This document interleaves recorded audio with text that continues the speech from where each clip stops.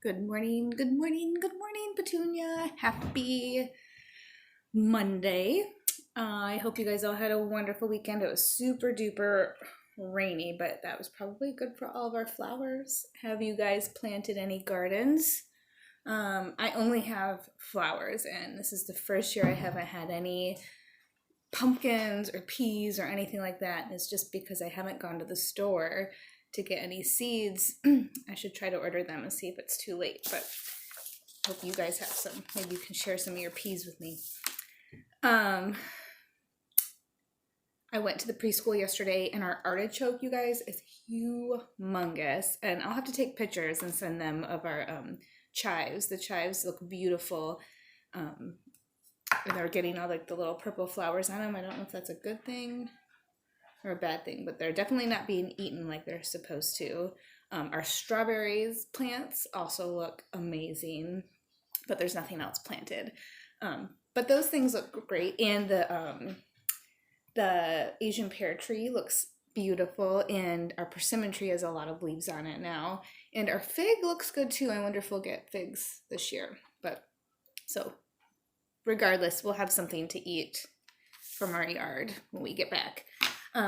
David is downstairs right now. He asked to take a day off from the video. Maybe he'll come up in a little bit, but he's been working on this project with one of his friends, Sam. And Sam's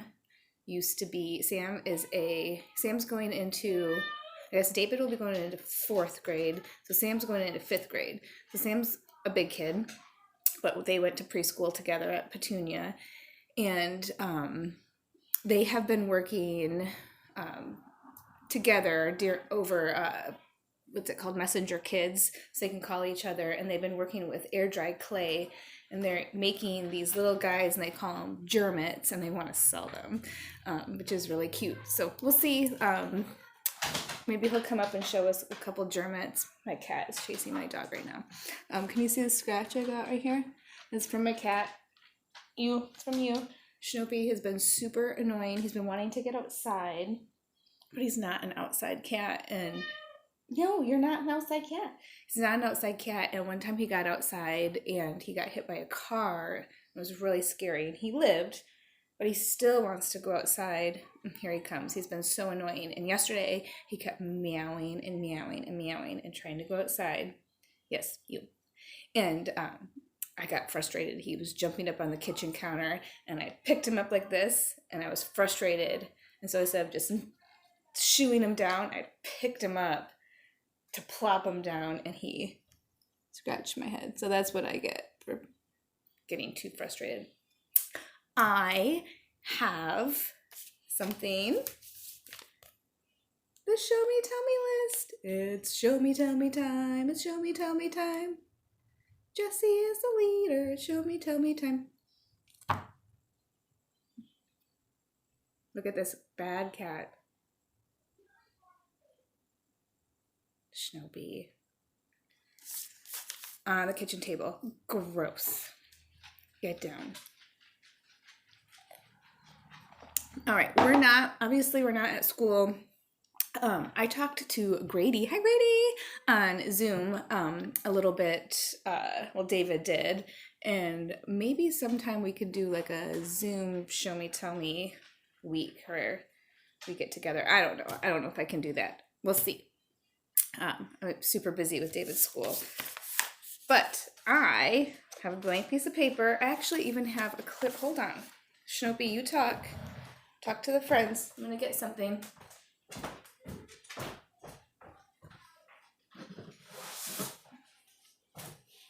Are you talking? Are you telling them how bad you are? I have clipboard, just like at preschool. So today is Blue Monday. So it's Blue Monday. Monday. Blue Monday. And if we were at school today, the friends that would be on the list are... Okay, see, you guys know that I'm not the best drawer at drawing. Do you know whose symbol that is? It's I have a quick question. Annie. Yes, dear? Can you give me more air dry clay? I'm really running out, and me and Sam need to get into the business, and we need more clay. I need more air dry. Remind me later, and I'll see if it's still on Amazon, and I can order some more. Thank you. Will you bring a couple up and show our friends? Oh, sure. I'll bring like 2. Okay. They're really, really cool, you guys. So Annie, so I want to say, hi Annie, I miss you, and hi Soren. I hope you guys are having lots of fun and playing outside. And I miss you, Annie. What would you share with us today if it was Show Me, Tell Me time? Did you tell a story? I really, really, really, really, really miss your stories. Next on the list would have been, let's see here. Let's see if I can.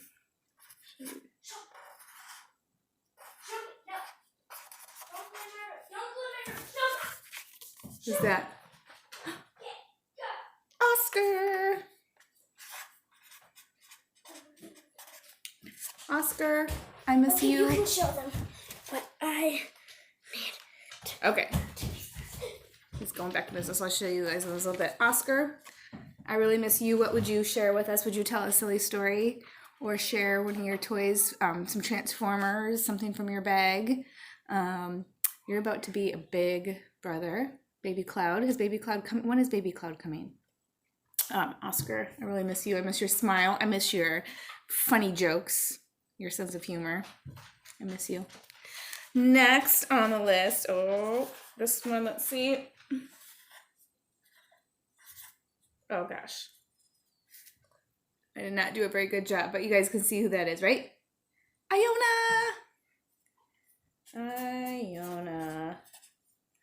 Iona, I really miss you.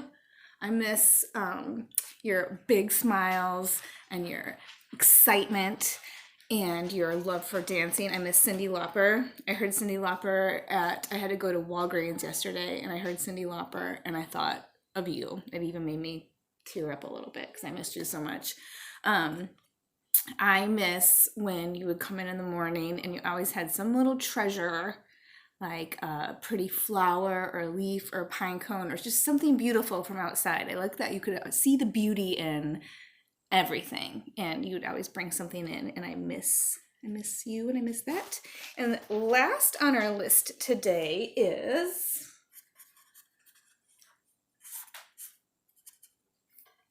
who's the tree? Sam Lamb. Sam, my man. I miss you.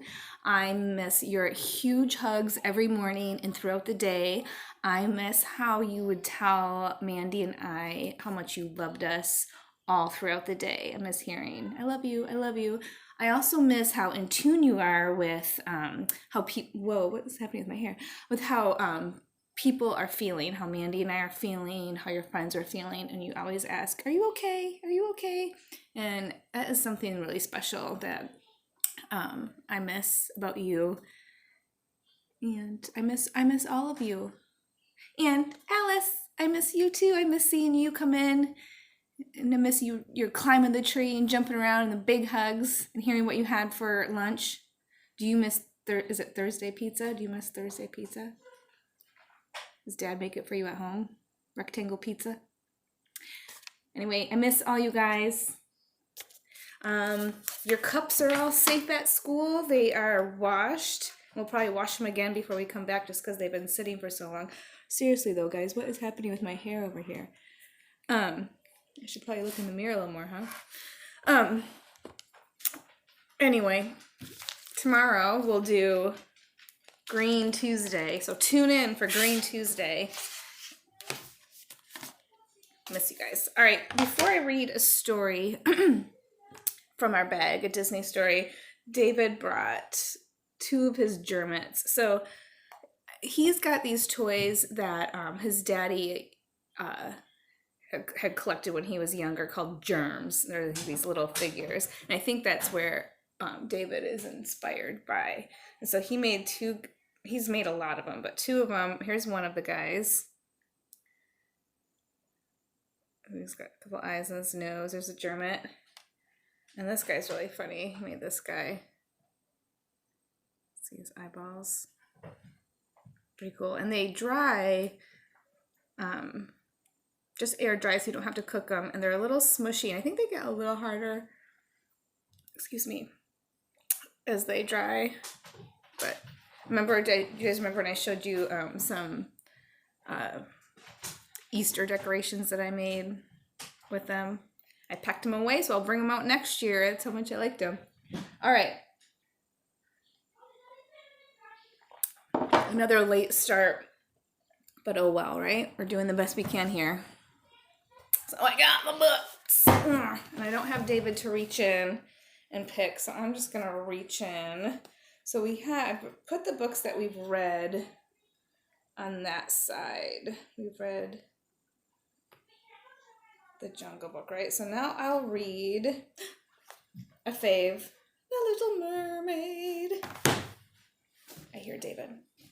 Okay, guess what? So, What?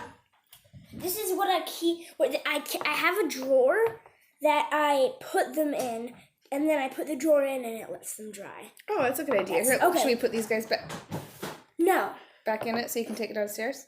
Okay, this is the best one that I've made. The one most detailed. Whoa, here, can I hold it up? No, it's drying. Hold it really close so they can see. See.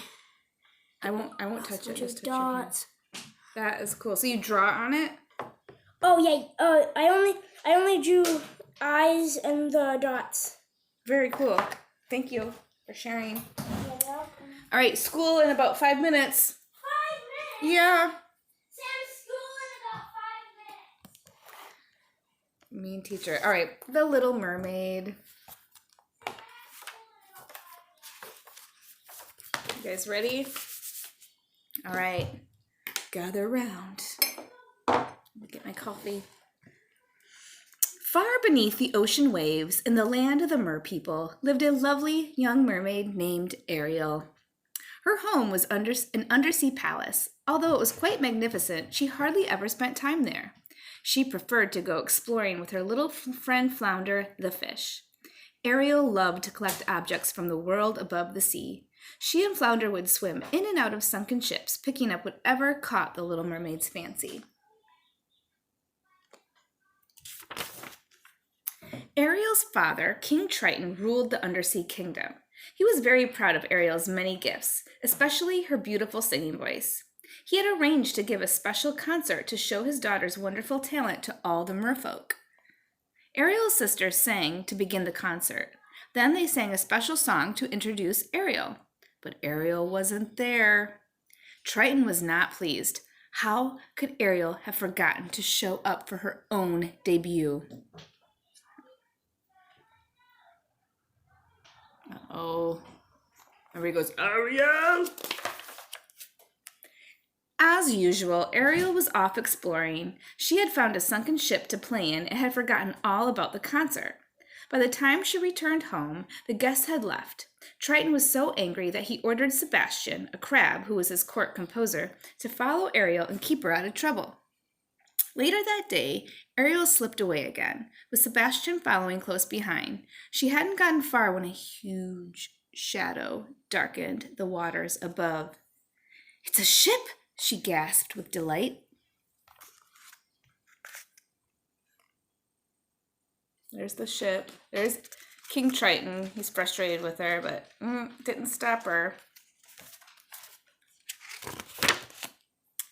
Ariel swam to the surface to get a closer look. There were humans on board. One of them was very handsome. Ariel heard the others call him Prince Eric. But as Ariel watched, a sudden storm took them all by surprise. To her horror, the ship began to sink.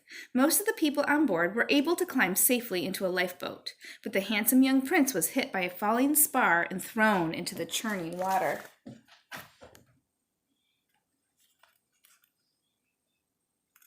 Oh.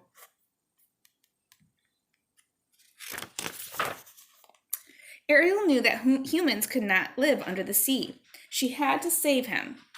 She had to save the unconscious prince. There was no time to lose. She darted through the waves toward the prince as her friend Scuttle watched anxiously.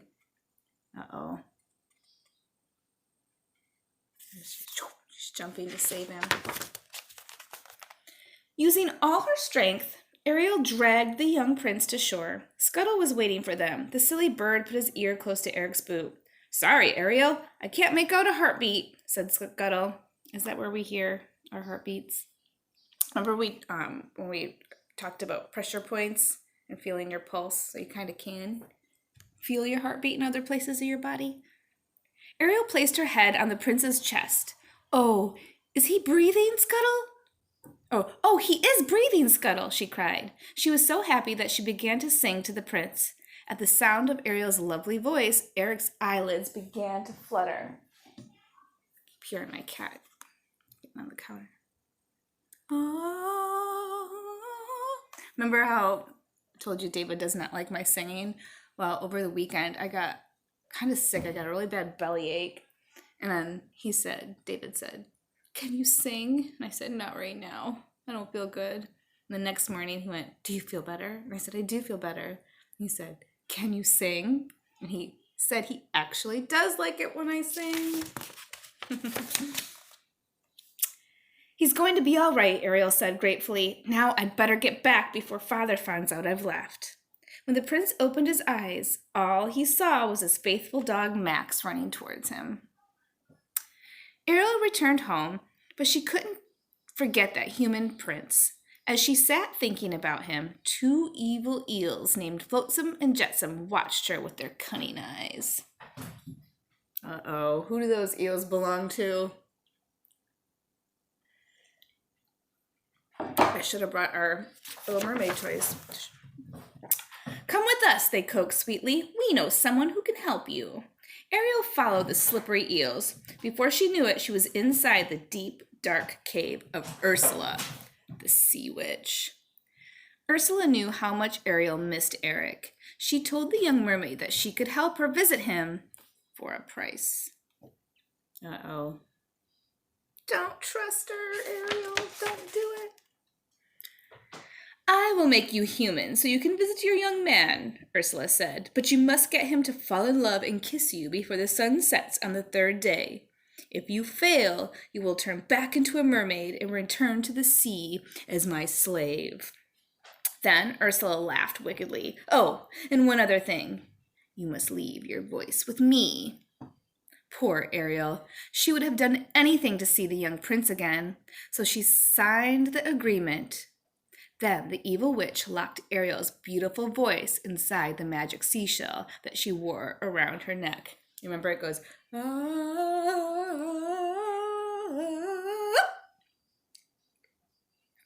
It's in the seashell.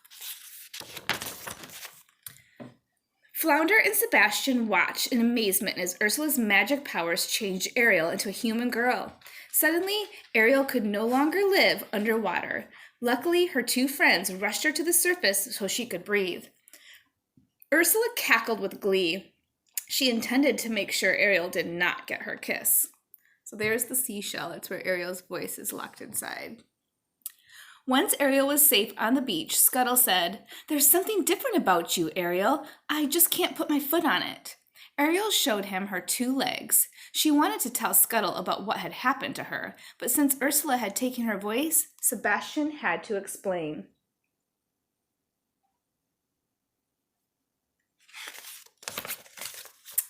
When Ariel tried to stand, she found that balancing on her two legs was harder than it looked.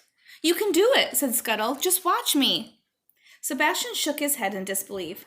"How am I going to tell the king about this?" he wondered. Meanwhile, Eric had not forgotten about the girl who had saved his life. Although he hadn't seen her, he had fallen in love with her wonderful voice. Eric would have given his entire kingdom to find her. Then, as he was walking with Max, he saw Ariel on the beach. "Have we met before?" Eric asked, his heart skipping a beat. But his hopes were soon dashed when he found that Ariel could not speak. She can't be the one, he thought.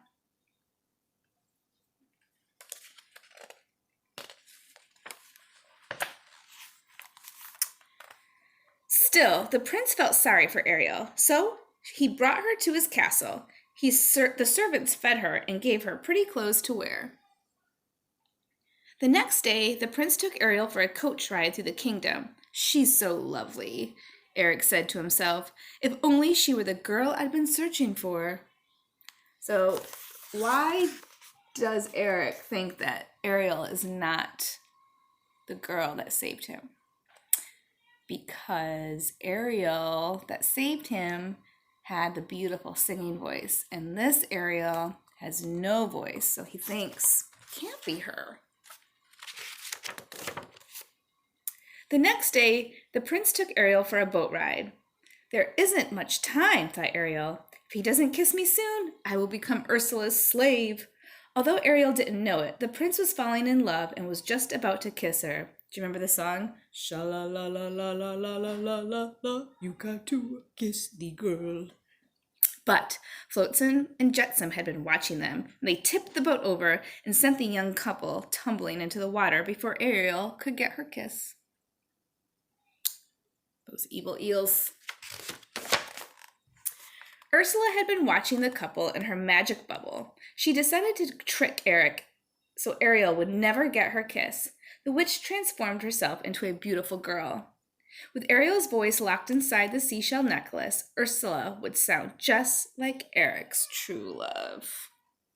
The following day, as Ursula walked along the beach, the sound of Ariel's beautiful voice filled the air. Eric could hardly believe his ears. The girl who had saved his life had finally come back to him. Quickly, the sea witch put a spell on Eric, and he decided to marry her right away. Oh, Eric. Ursula's nasty trick had worked. She and Eric were to be married on his ship that very day. In her cabin, Ursula laughed as she looked at her true reflection in the mirror. Excuse me. Luckily, Scuttle saw Ursula's real reflection, too. Scuttle and Flounder rushed off to find Ariel and tell her all about the sea witch's latest trick. Don't worry, Ariel, we'll help you, said Scuttle, as Flounder pulled her out to the ship. Then Flounder pulled her out to the ship. Then Scuttle flew to the ship. How would she get away with that for very long? Right? With the help of the sea lions, pelicans, and other birds, Scuttle stopped the wedding. As Ariel climbed over the railing, the birds tore at Ursula's clothing and pulled her hair. The seashell fell from Ursula's neck. When it broke, Ariel's voice returned to her instantly. Ariel called out to warn the prince. So the seashell broke, and then that voice went, Eric!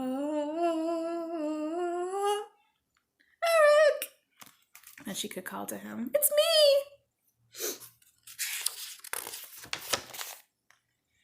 Then Eric knew he had been tricked. But time had run out. The sun had started to set, and Ariel was already turning back into a mermaid. You belong to me now, gloated Ursula, who had turned back into her mean, ugly self. She grabbed Ariel and slithered into the sea. Now, this next part, some of you don't like, right? It's kind of scary. So if you don't like this next part, you can plug your ears and close your eyes. Or if you just like to hear it, because I think a lot of you like to just hear it, but not see it, and close your eyes. But maybe you do want to look at it today. But Eric was not about to let Ariel slip away this time. Grabbing a harpoon, he dived into the sea and hurled it at the sea witch. Ursula's face. That made Ursula angrier than ever. She transformed herself into a huge monster and tried to crush poor Ariel and the prince with her black tentacles. Eric clutched the little mermaid to him, trying to protect her from the witch's fury.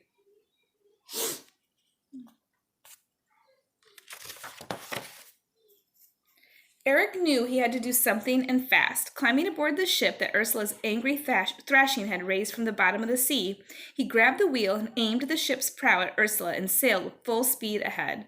As the boat struck the witch, she let out a terrible scream and was gone forever.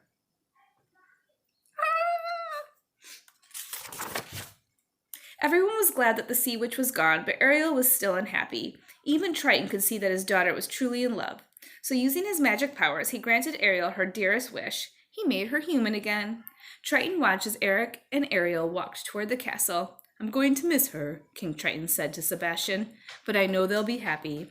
Soon after that, Eric and Ariel were married in a splendid shipboard wedding, with all the merpeople looking on, and just as King Triton had predicted, they lived happily ever after. And one of our favorites, when we get back to school, I can't wait to read all those books to you guys again. Story time. All right, it's time for me to go start my day, teach David his school. And I hope you guys have a wonderful day. It looks like, here's today's Jessie weather report. It looks like this week is going to get really, really, really, really warm and really nice. Yesterday when I was at preschool, I even thought about bringing the water table up and putting it in the backyard, and I think I might do that just so it's ready for us when we go back to school, because it will be warm when we go back to school. And this weekend is Mother's Day, and on Mother's Day it looks like it's gonna be like 86. That's really, really, really warm. So I'm excited to spend some time outside. I'm gonna have to get some popsicles and maybe even fill my pool up. Should we do that? All right, guys. I will see you tomorrow, and I hope you all have a wonderful Monday, and I hope you liked The Little Mermaid. And tomorrow we'll do a shout out to our Green Tuesday friends. So tune in for B, Chester, Alice, Kyler, and Kason. Yay! All right, Jessie